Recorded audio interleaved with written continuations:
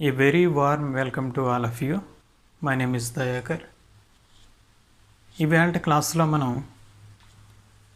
Tag questions గురించి చెప్పడం జరుగుతుంది. ట్యాగ్ క్వశ్చన్స్ అంటే ఏంటి అంటే మీకు ఒక విషయం అర్థమవుతుంది. ఇందులో క్వశ్చన్స్ అనే వర్డ్ ఉంది, అంటే ప్రశ్నలు. క్వశ్చన్స్లో ఉండేటటువంటి ఇంపార్టెంట్ టైప్స్ గురించి కూడా మనం చెప్పుకోవడం జరిగింది. మనం WH టైప్ క్వశ్చన్స్ గురించి చెప్పుకోవడం జరిగింది, అలాగే SR/NO టైప్ క్వశ్చన్స్ గురించి చెప్పుకోవడం జరిగింది. ఒకసారి WH టైప్ క్వశ్చన్స్ అంటే ఏంటో చూద్దాం. ఏ క్వశ్చన్స్ అయితే WH వర్డ్స్ తోటి ప్రారంభం అవుతాయో, ఏ క్వశ్చన్స్ అయితే ఎదుటి వాళ్ళ నుంచి మనం ఇన్ఫర్మేషన్ రాబట్టడానికి ఉపయోగిస్తామో వాటిని మనం WH క్వశ్చన్స్ అంటాం. ఇక SR/NO టైప్ క్వశ్చన్స్ అంటే ఏంటి? SR/NO టైప్ క్వశ్చన్స్ అంటే ఏ క్వశ్చన్స్ అయితే మనం అడిగినప్పుడు సమాధానం ఎస్ అని కానీ నో అని కానీ వస్తుందో వాటిని మనం SR/NO టైప్ క్వశ్చన్స్ అంటాం. ఇక నెక్స్ట్ మనకి థర్డ్ టైప్ ఏంటంటే ట్యాగ్ క్వశ్చన్స్. వీటిని క్వశ్చన్ ట్యాగ్స్ అని కూడా అంటారు. వీటిని టెయిల్ క్వశ్చన్స్ అని కూడా పిలవడం జరుగుతుంది. మరి ఈ ట్యాగ్ క్వశ్చన్స్ అని అమెరికన్స్ అనటం జరుగుతుంది. క్వశ్చన్ ట్యాగ్స్ అని బ్రిటిషర్స్ అనటం జరుగుతుంది. ఏదేమైనప్పటికీ ఈ ట్యాగ్ క్వశ్చన్స్ని మనం ఎందుకు ఉపయోగిస్తామనేది మనం ఈ క్లాస్లో చెప్పుకోవడం జరుగుతుంది. ఈ ట్యాగ్ క్వశ్చన్స్ అనేవి మనం ఎదుటి వాళ్ళ నుంచి మనం కన్ఫర్మేషన్ పొందడానికి ఉపయోగిస్తాం. అంటే ఈ క్వశ్చన్ ట్యాగ్స్ అనేవి లేకపోతే ట్యాగ్ క్వశ్చన్స్ అనేవి మనం తెలుగులో కూడా ఉపయోగిస్తాం.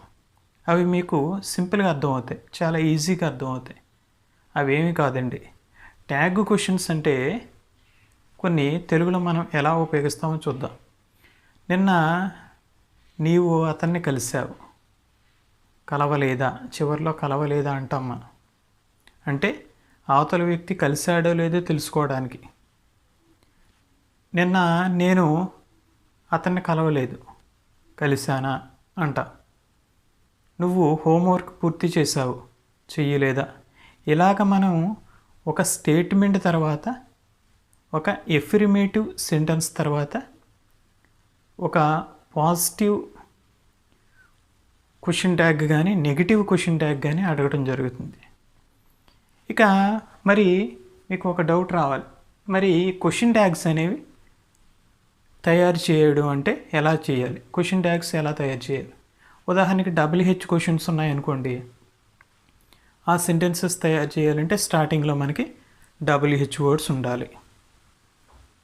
SR/NO టైప్ క్వశ్చన్స్ చేయాలి, అక్కడ మనకేం ఉండాలి? ఆక్సిలరీ వెర్బ్స్ అయినా ఉండాలి, లేకపోతే ఏముండాలి? మోడల్ వెర్బ్స్ అయినా ఉండాలి. ఇక్కడ మనకి ఈ క్వశ్చన్ ట్యాగ్స్ తయారు చేయడానికి మనకి ఆక్సిలరీ వెర్బ్స్ కానీ మోడల్ వెర్బ్స్ కానీ ఉండాలి. ముందుగా మనం ఇక్కడ నేను కొన్ని సెంటెన్సెస్ రాశాను, అవి చూద్దాం. You want to learn English. నీవు ఇంగ్లీష్ నేర్చుకుందామని అనుకుంటున్నావు. Don't you? You want to learn English. Don't you? నువ్వు ఇంగ్లీష్ నేర్చుకుందామని అనుకుంటున్నావు. Don't you? నేర్చుకోవా అన్నా. ఇక్కడ మీరు గమనిస్తే ఇందులో సబ్జెక్ట్ ఏదండి? యూ అనేది సబ్జెక్ట్. ఎవరైతే పని చేస్తున్నారో వాళ్ళు సబ్జెక్ట్ అండి. ఇందులో వెర్బ్ ఏది? వాంట్ అనేది వెర్బ్. ఇది వెర్బ్ యొక్క మొదటి రూపం. ఒక స్టేట్మెంట్ని మనం క్వశ్చన్ ట్యాగ్ కింద మార్చాలంటే ముందుగా మనం ఆ స్టేట్మెంట్ అనేది ఏ టెన్స్లో ఉందో చూడాలి. You want to learn English, ఇది సింపుల్ ప్రెజెంట్ టెన్స్లో ఉంది. మనం టెన్సెస్ అనే చాప్టర్ నెక్స్ట్ క్లాసెస్లో డిస్కస్ చేయడం జరుగుతుంది. ఇది సింపుల్ ప్రెజెంట్ టెన్స్లో ఉంది. ఈ క్వశ్చన్ ట్యాగ్ చేయడానికి మనం క్వశ్చన్ ట్యాగ్ అంటే షార్ట్ క్వశ్చన్. క్వశ్చన్స్ అనేవి మనం ఎప్పుడు ఉపయోగిస్తామంటే ఎదుటి వాళ్ళ నుంచి సమాచారం రాబట్టడానికి ఉపయోగిస్తాం, మన దగ్గర ఏ ఇన్ఫర్మేషన్ లేనప్పుడు. కానీ క్వశ్చన్ ట్యాగ్ అనేది అవతల వాళ్ళు చెప్పేది కరెక్టా కాదా కన్ఫర్మ్ చేసుకోవడానికి ఉపయోగిస్తాం. You want to learn English, ఈ స్టేట్మెంట్కి మనం క్వశ్చన్ ట్యాగ్ తయారు చేయాలి.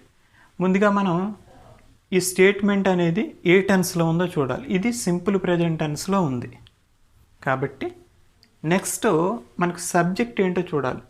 సబ్జెక్ట్ అంటే ఎవరు పని చేస్తున్నారో వాళ్ళని సబ్జెక్ట్ అంటారు. యు అనేది సబ్జెక్ట్ కాబట్టి ముందుగా సబ్జెక్టు ప్లూరల్ కాబట్టి డూ అనే ఆక్సిలరీ వెర్బ్ రాయాలి. రెండవది ఏంటంటే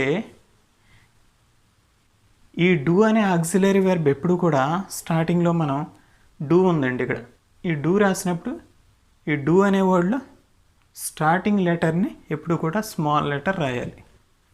రెండవది ఇది పాజిటివ్ స్టేట్మెంటా నెగిటివ్ స్టేట్మెంటా చూడాలి. పాజిటివ్ స్టేట్మెంట్ అంటే ఏ స్టేట్మెంట్లో అయితే నాట్ ఉండదో దాన్ని పాజిటివ్ స్టేట్మెంట్ అంట, ఏ స్టేట్మెంట్లో అయితే నాట్ ఉంటుందో దాన్ని నెగిటివ్ స్టేట్మెంట్. ఈ స్టేట్మెంట్లో మనకి ఎక్కడైనా నాట్ ఉందా? లేదు, కాబట్టి ఇది పాజిటివ్ స్టేట్మెంట్. కాబట్టి మనం నాట్ రాయాలి. అంటే నాట్ అంటే ఎన్ఓటి నాట్ రాయం, నాట్ బదులు మనం కాంట్రాక్టెడ్ ఫామ్ రాస్తాం. డోంట్ తర్వాత ఏం రాయాలి? సబ్జెక్ట్ రాయాలి. ఇక్కడ మనకి సెంటెన్స్ స్టార్టింగ్లో ఏ సబ్జెక్ట్ అయితే ఉంటుందో అదే రాయాలి. Don't you. ఇంకోటి చూడండి, షీ ఈజ్ మై ఫ్రెండ్, ఆమె నా స్నేహితురాలు. ఇప్పుడు దీన్ని మనం దీని యొక్క క్వశ్చన్ ట్యాగ్ ఏంటనేది చూద్దాం. ముందుగా మనం క్వశ్చన్ ట్యాగ్ చేయాలంటే ఏం చేయాలి? ఈ సెంటెన్స్లో ఉన్నటువంటి ఆక్సిలరీ వెర్బ్ని గుర్తుపట్టాలి. ఆ సహాయ క్రియ ఏది? ఇజ్. సెకండ్ వర్డ్ని మనం క్వశ్చన్ ట్యాగ్లో స్టార్టింగ్లో రాయాలి. ఇజ్ రాసాం, నాట్ ఈజ్ అనకూడదు, ఇజ్. తర్వాత ఇది పాజిటివ్ స్టేట్మెంట్ కాబట్టి ఇక్కడ ఈ సెంటెన్స్లో మనకి ఎక్కడ కూడా నాట్ లేదు కాబట్టి నాట్ రాయాలి. తర్వాత సబ్జెక్టు ఇక్కడ షీ ఉంది కాబట్టి షీ రాసాం, is not she. She is my friend, ఆమె నా స్నేహితురాలు. Isn't she, is not she కాదా?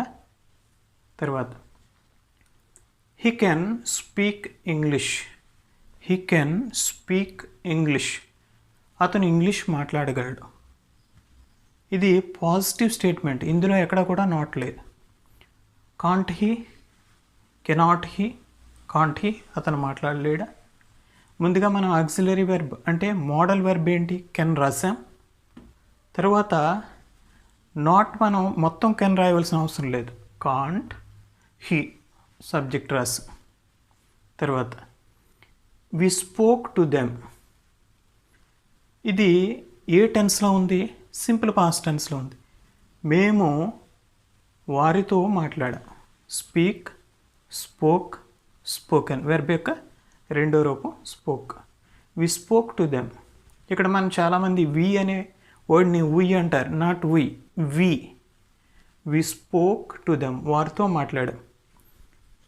Didn't we, did not we, didn't we మాట్లాడలేదా? ఇక్కడ మనకి వెర్బ్ యొక్క రెండో రూపం ఉంది, మెయిన్ వెర్బ్ ఉంది, ఇక్కడ ఆక్సిలరీ వెర్బ్ లేదు కాబట్టి మనం డిడ్ అనే డిడ్ రాయాలి. తర్వాత ఇక్కడ ఎక్కడా కూడా మనకి నాట్ లేదు కాబట్టి నాట్ రాసాం. తర్వాత సబ్జెక్ట్ వి రాయాలి. తర్వాత హీ ఈజ్ నాట్ హ్యాపీ, అతను సంతోషంగా లేడు. ఈజ్ హీ, ఉన్నాడా? He is not happy. ఇది పాజిటివ్ స్టేట్మెంటా నెగిటివ్ స్టేట్మెంటా? ఇది నెగిటివ్ స్టేట్మెంట్. ఎందువలన? ఇక్కడ నాట్ ఉంది. సంతోషంగా లేడు అంటే నెగిటివ్ స్టేట్మెంట్, ఉన్నాడు అంటే positive statement. He is not happy. దీనికి క్వశ్చన్ ట్యాగ్ చేయాలంటే ముందుగా మనం ఏం రాయాలి? ఆక్సిలియరీ వెర్బ్ రాయాలి, ఇజ్ రాయాలి, ఈజ్. తర్వాత ఏం రాయాలి? సబ్జెక్ట్ రాయాలి, హీ రాయాలి, ఈజ్ హీ. అంటే ఇక్కడ మనకు క్వశ్చన్ ట్యాగ్లో ఏమొచ్చింది? Auxiliary verb plus subject. ఇందాకటి స్టేట్మెంట్లో ఎలా వచ్చింది? Auxiliary verb plus not plus subject. Okay, next sentence observe చేయండి. Tom was not watching TV. Tom TV చూడటం లేదు. ఇది గతంలో జరుగుతూ ఉన్నటువంటి పని. Tom was not watching TV. Was he చూస్తున్నాడా? టామ్ టెలివిజన్ చూడటం లేదు. వాజ్ హీ చూస్తున్నాడా? ఇక్కడ మనకి నాట్ ఉంది కాబట్టి ఇది నెగిటివ్ స్టేట్మెంట్.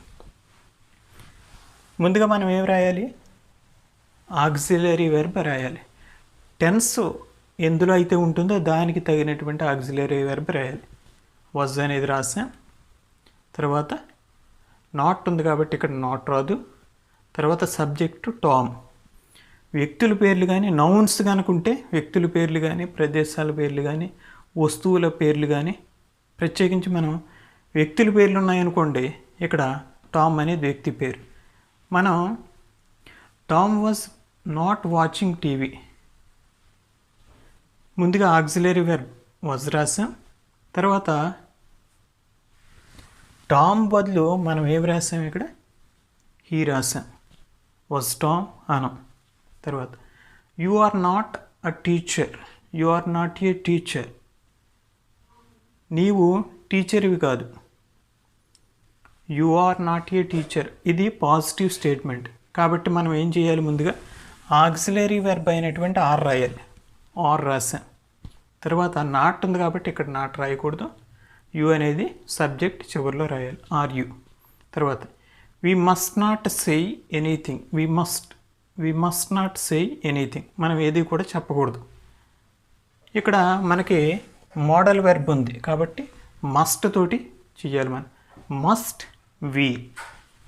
తర్వాత షీ కెనాట్ స్పీక్ 2 లాంగ్వేజెస్. ఆమె 2 భాషలు మాట్లాడలేదు. ఇక్కడ మనకి నాట్ ఉంది కాబట్టి నెగిటివ్ స్టేట్మెంట్ కాబట్టి కెన్ షీ. తర్వాత దే ఆర్ నాట్ రిచ్. వాళ్ళు ధనికులు కాదు. ఇది పాజిటివ్ స్టేట్మెంటా నెగిటివ్ స్టేట్మెంటా? ఇది నెగిటివ్ సెంటెన్స్ కాబట్టి ఇక్కడ మనకి ఆక్సిలరీ వెర్బ్ ఆర్ రాయాలి. తర్వాత మనకి సబ్జెక్ట్ దే రాయాలి. ఈ విధంగా మనం ట్యాగ్ క్వశ్చన్స్ని తయారు చేస్తాం. ఈ వీడియో కనుక మీకు నచ్చినట్లయితే సబ్స్క్రైబ్ చేయండి. అలాగే మీరు షేర్ చేయండి. మీ ఫ్రెండ్స్కి, రిలేటివ్స్కి షేర్ చేయండి. I hope this class is very interesting. We will meet with an excellent class afterwards. Until then, take care. Bye.